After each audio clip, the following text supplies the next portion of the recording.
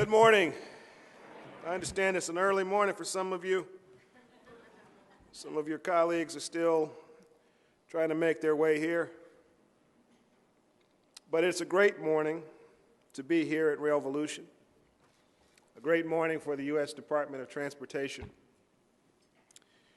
You know, Bev, I want to thank you so much for your introduction and for the work you're doing, not only in the Boston area but nationally. We really appreciate great advocates who understand the importance of what you all do from the standpoint of how it changes people's lives and how it improves communities. And so we want to give Bev a big round of applause for her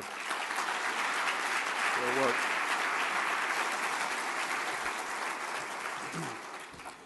You know, sometimes you spend a lot of time trying to figure out what you're going to say to a group like this, and your staff will put together a nice 40-page speech, which I have here. It's nice. I've read it.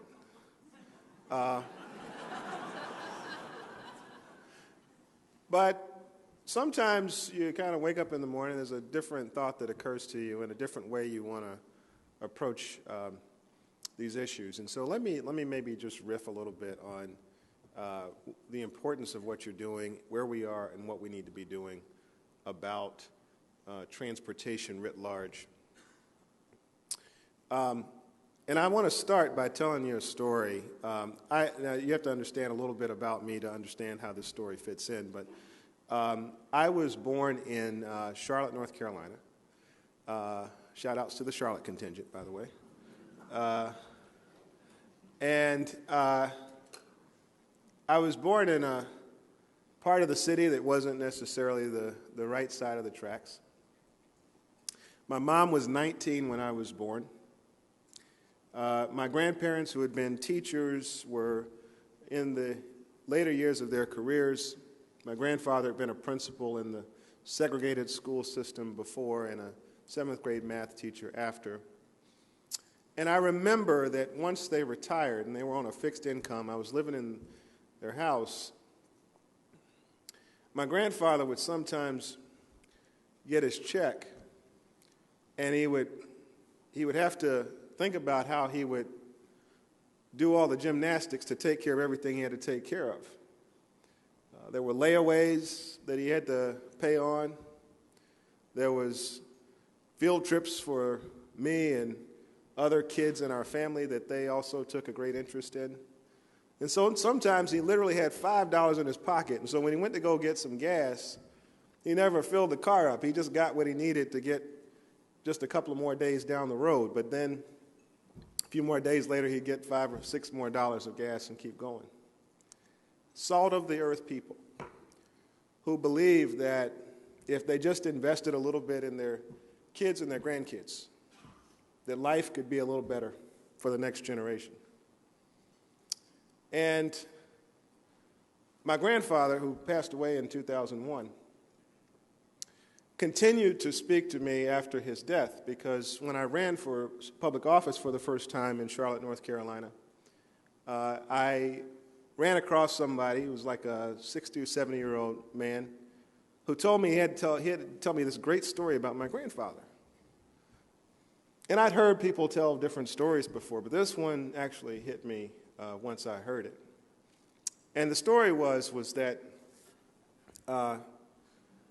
this young man, who was, when I met him, an older man, had been a kid in my grandfather's school when he was a principal. He'd done reasonably well in school. No one in his family had gone to college. And he'd applied to college and gotten into several, but he couldn't afford to go. So he came to my grandfather. My grandfather said, "Hey, I'll help you fill out the financial aid stuff." So he did it.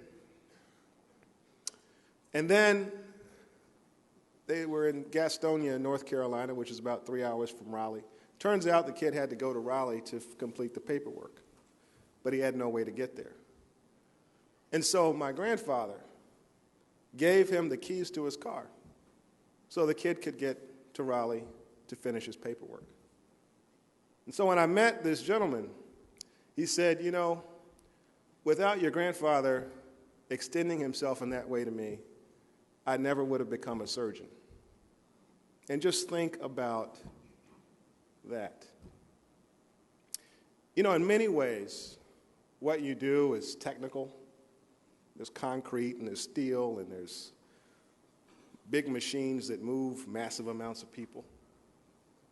But in reality, what you do is you create a pathway to the future for so many people in our country. And if you ever lose sight of that fact, then we lose the real essence of what I think transportation is all about. You see, we're still a country where the American dream is still alive.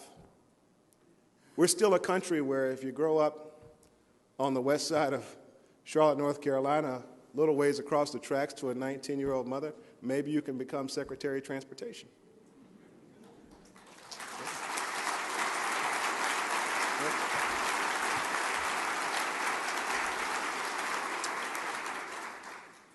But our future is in a bit of hanging in the balance right now.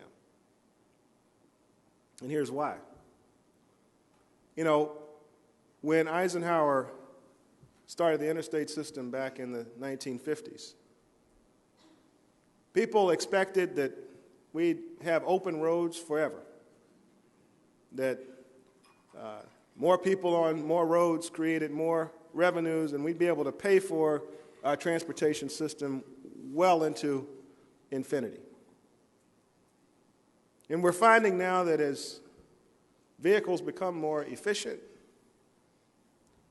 we're starting to see the revenue curve dip, creating instability in what we call the Highway Trust Fund, 20% of which supports our transit systems.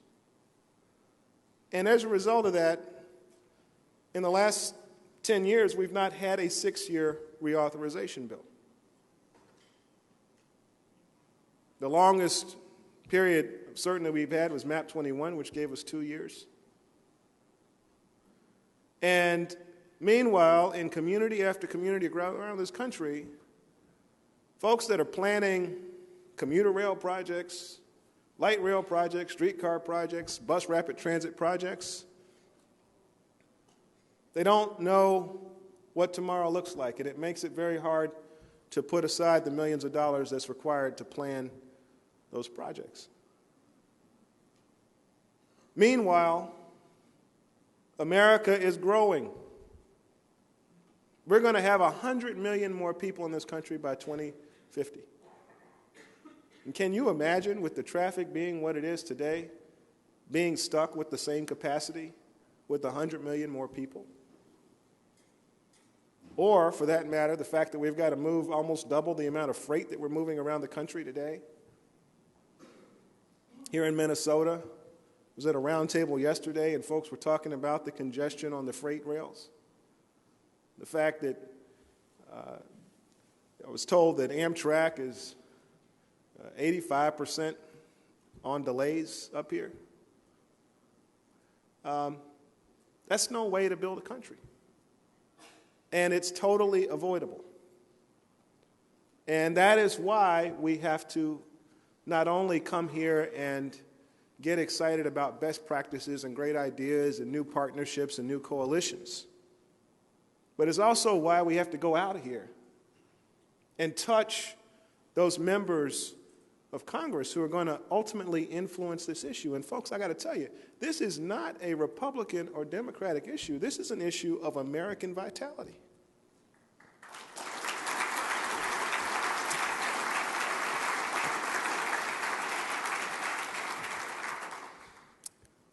And when we do it right, we see it.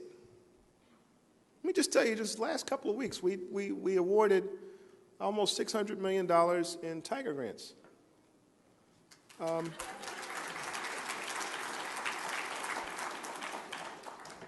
So let me tell you a couple of things about these Tiger grants. You know, Nebraska. Let me say it again, Nebraska. right? Nebraska.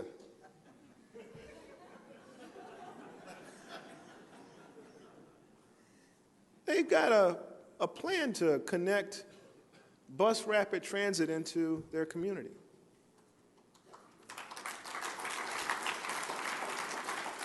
Twenty-seven percent today, the people in that area are connected to jobs by transit. And this one project will almost double that connection.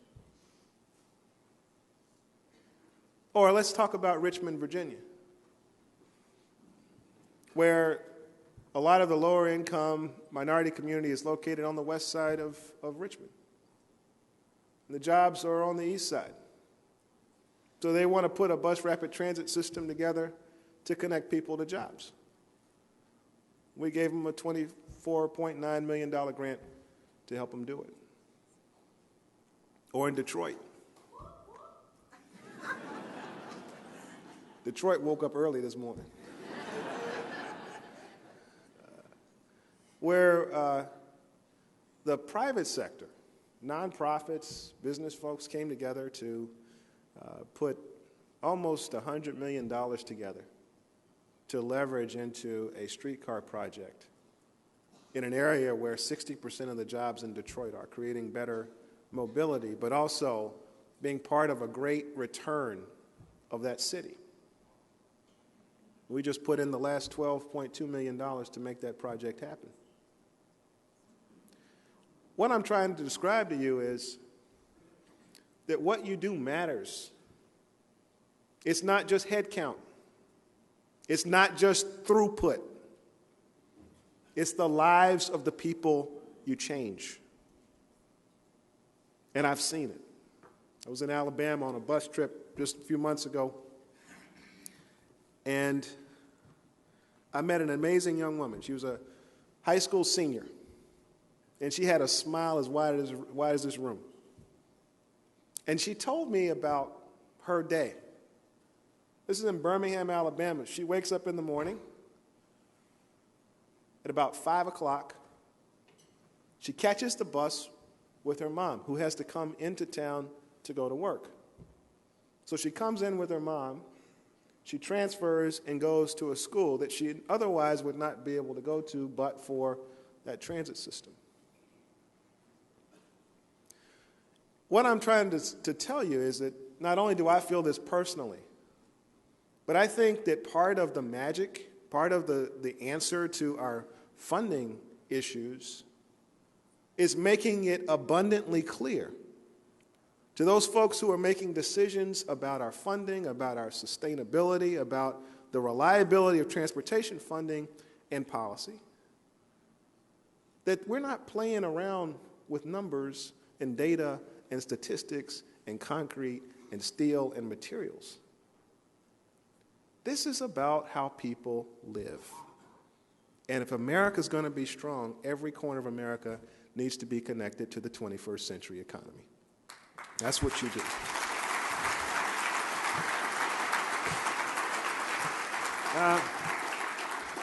I'm going to tell you a little bit about our approach, because I think it is rail volutionary. Our approach is to do away with the Highway Trust Fund as we know it, and to create a transportation trust fund that would put 22% more into our highway system, 70% more into our transit systems,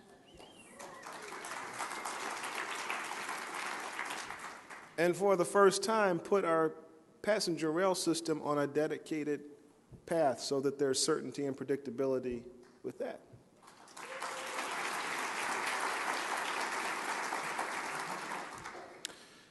In addition to that, we want to support these fast-growing metros. You know, as the country grows by 100 million people, that's not going to happen all in 1 year. It's happening slowly over time, and in some cases rapidly.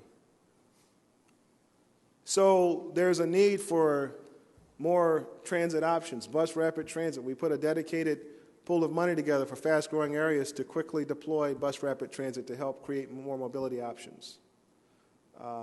We support the strengthening of regional metropolitan planning organizations with direct funding so that we can help local areas continue to grow in the ways that they need to. But all of this is going to require congressional action. So what I would say to you is we don't have the luxury of being dispirited or being worried about whether the temperature in Washington is conducive to a solution here. America can't wait. Our job is to make it abundantly clear to those decision makers what's really at stake. And going back to my grandfather, you know, the whole idea of putting $5 in the tank at a time, it worked for him in that particular situation, but that is not a way to build a country.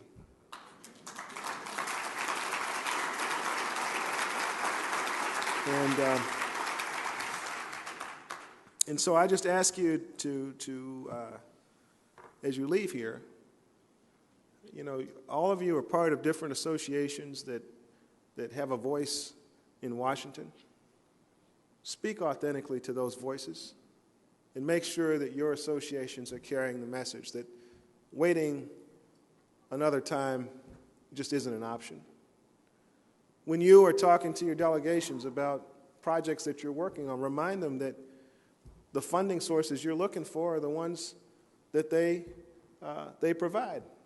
And without the providing of those funds, we can't make our community stronger. And count on me to get, by the end of this year, my goal is to have gotten to every single state in this country to carry the message that by passing the Grow America Act, you can grow Minnesota, you can grow Nebraska, you can grow Illinois, you can grow North Carolina. Wherever you are, this act is going to help your community grow by providing more money, more policy certainty over a longer period of time than we've had in 10 years. So I want to thank you very much. It's great to be with you. Good luck on all of your rail revolutionary ideas. And just know that we at the Department of Transportation are trying to push the envelope so that America can grow for a new generation. Thank you very much.